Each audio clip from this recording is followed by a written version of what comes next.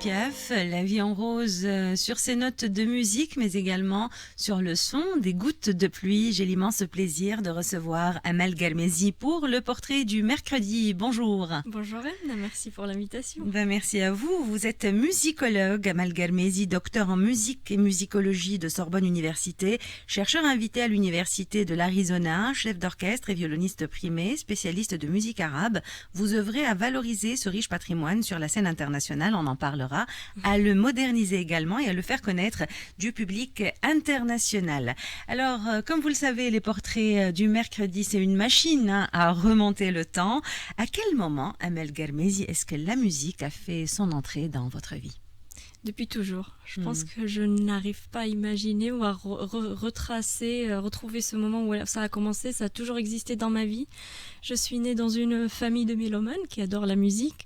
Et apparemment, ma maman me disait que quand j'avais 2 ans et je savais à peine parler, je lui disais je veux jouer au makanja, dyslexique, au violon, mais en inversant les syllabes. La kamanja, donc, ouais. La makanja, apparemment, voilà.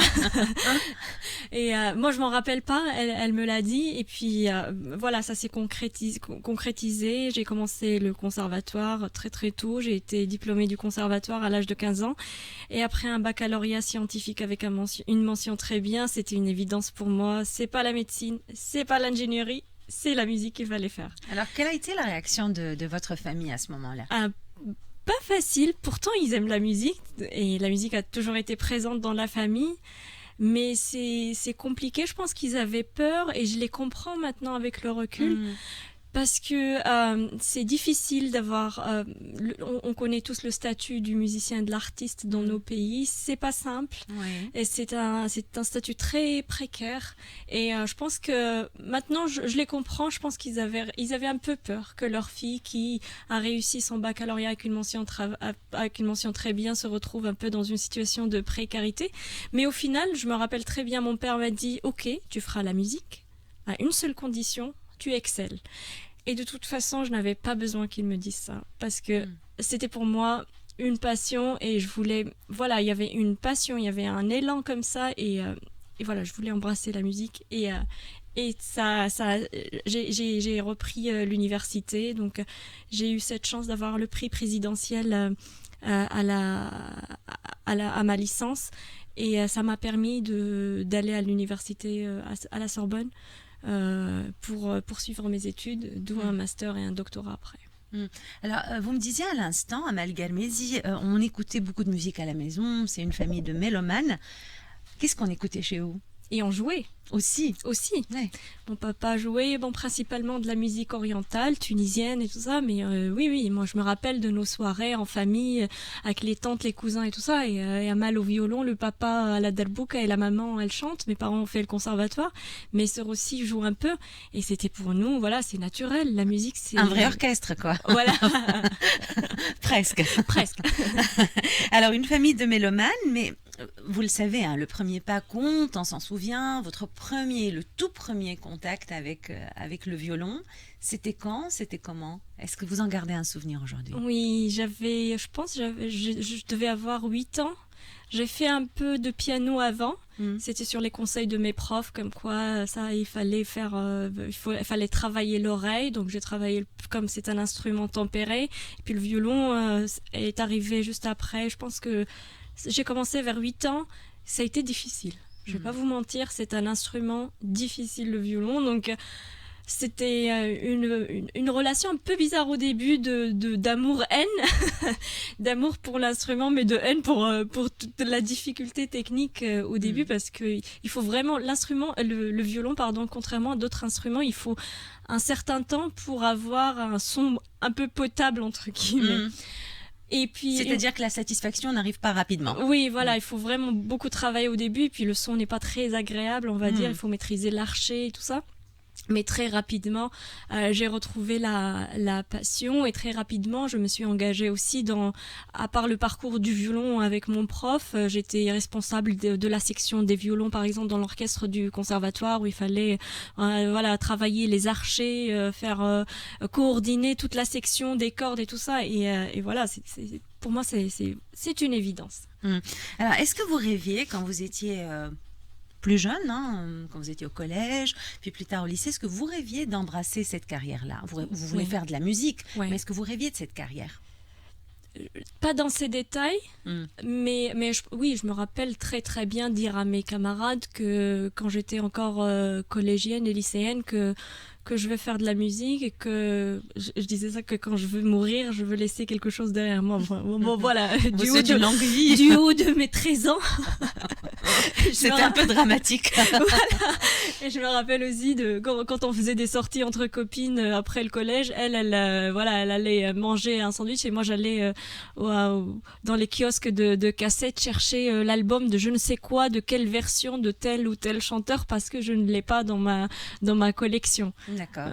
Alors, vous parlez justement d'influence, hein, de musique, parce que ça commence un peu là aussi, hein, ce qu'on écoute nous influence. Est-ce que vous étiez influencé par des mentors, par des musiciens? Est-ce qu'il y a eu des rencontres qui ont changé votre vie?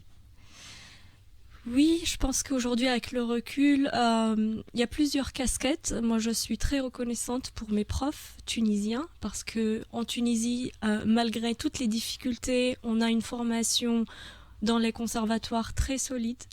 Et quand on exporte nos musiciens, ils ont un niveau théorique assez respectable. Donc j'ai beaucoup de reconnaissance pour mes profs. Et puis aussi, d'un point de vue femme, aujourd'hui, j'ai beaucoup de reconnaissance pour toutes ces femmes et qui m'ont précédée, entre guillemets. Je me rappelle avoir grandi avec Madame Amina Srafi et ses groupes de musique, Asmahan Shari, et j'en passe plein d'autres. Donc j'ai cette fierté aujourd'hui de venir de la Tunisie, de ce pays qui a beaucoup de femmes pionnières dans le domaine de la musique en particulier et dans tous les domaines d'ailleurs. Vous parlez d'Emin Nasralfi, chef d'orchestre. Est-ce que ces figures-là, ces figures féminines, que ce soit Asralfi ou Shari, sont des femmes ou des figures qui vous ont inspiré, qui vous ont donné envie de continuer et d'y croire? Oui, bien sûr. Plus ou moins consciemment, mais oui, c'est sûr. C'est sûr et certain. Qu'est-ce que vous écoutiez quand vous étiez jeune? Qu'est-ce que vous écoutiez comme musique? Est-ce que vous étiez plutôt tourné vers la musique classique ou vous étiez une adolescente comme toutes les adolescentes à écouter de la pop music? Oui. J'écoutais un peu tout. J'aimais la musique classique, d'ailleurs arabe et occidentale. J'écoutais beaucoup des Mouachahat, des Adouar. Ça me passionnait. De la musique classique occidentale aussi, aussi de la musique tunisienne et aussi de la musique pop quand il y a plein de musique pop où il y a vraiment des idées intéressantes, il y a des mélodies intéressantes, des rythmes intéressants et pourquoi pas. Et même de la musique populaire, parfois on peut avoir des morceaux très intéressants et vous reprenez d'ailleurs quelques... Et voilà, oui. On fait pas de sélection, nous on n'exclut aucune musique, au contraire on essaie de les sublimer. Qu'est-ce qu'un rythme intéressant selon vous? Non, je parle plus d'idées intéressantes, idées musicales intéressantes. Voilà, le concept en soi. Voilà, l'écriture, l'idée, la mélodie, comment il l'a agencé avec les instruments, les rythmes et tout ça. Il y a des idées. En fait, la musique, c'est comme tout autre langage. En fait, il y a des idées. Parfois, on lit quelque chose et ça nous intéresse. On se dit, waouh, c'est une idée à laquelle j'ai jamais pensé. Et c'est pareil dans la musique. Il y a des idées aussi. Alors, on parlait tout à l'heure, et dans cette première partie de l'entretien, de votre rapport à votre famille, de vos parents, de votre bac que vous avez obtenu avec une mention très bien. Donc, quel regard portent vos parents sur votre parcours aujourd'hui, hein, notamment votre papa qui vous a dit vous pouvez y aller, tu peux y aller, mais à condition d'exceller dans ce domaine-là. Qu'est-ce qu'il vous dit aujourd'hui? Oui, aujourd'hui ils sont très fiers et moi je suis très reconnaissante pour ce qu'ils m'ont transmis. Là aujourd'hui, oui, je vois la fierté, même les réactions des gens après des apparitions dans des médias ou des choses comme ça, ils les appellent, les copains, les copines, ouais, j'ai vu votre fille, c'est tellement bien, et tu sens la fierté et voilà, je me sens heureuse. On est heureux de vous avoir également dans le portrait du mercredi. On a démarré la rencontre avec une chanson que vous avez demandée, Édith Piaf, La vie en rose, et vous me disiez en off que vous travaillez sur cette musique-là. Qu'est-ce que vous cherchez dans la musique de Piaf, La vie en rose? Il y a des musiques qui vont tout de suite au cœur, tout droit. La vie en rose, c'est un grand morceau qui marque, je pense, tous les esprits. Et aujourd'hui, dans mon travail de chef d'orchestre, j'essaie essaye de rapprocher l'univers occidental et le monde oriental. Et c'est un scoop que je dis parce que je suis en train de travailler sur ce morceau pour l'orientaliser, pour le présenter dans une forme un peu orientale et donner notre version, comment on voit ce morceau. D'ailleurs, vous serez demain sur la scène, la magnifique scène du théâtre municipal de la ville de Tunis à 20h. On en parlera tout à l'heure, si vous voulez bien nous donner un avant-goût de la playlist qui sera proposée demain, du concert de demain, ça sera pour tout à l'heure. On va retrouver La Foule. La Foule, c'est la version orientale, bien sûr, c'est vous.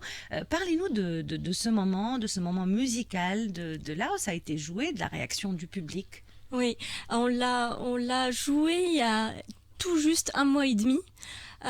Parce que à Paris d'ailleurs, au théâtre au Bataclan à Paris, et dans notre public en fait on a une grande, même si Mazika Orchestra c'est un orchestre de plus de musique orientale, on a dans notre public une grande partie d'occidentaux qui viennent et qui suivent notre travail et qui assistent à tous nos concerts. Et donc je voulais présenter à l'image de notre groupe qui est entre l'Orient et l'Occident. On a des musiciens français avec nous, on a des musiciens arabes de toutes les nationalités. Et on a voulu illustrer un peu ce mélange de l'orchestre dans une chanson. Donc on a trouvé La Foule qui est sur un rythme ternaire, qui ressemble beaucoup à la musique orientale. Je l'ai imaginé au Naï. Voilà, ça a surpris tout le monde et ils l'ont très très très bien reçu.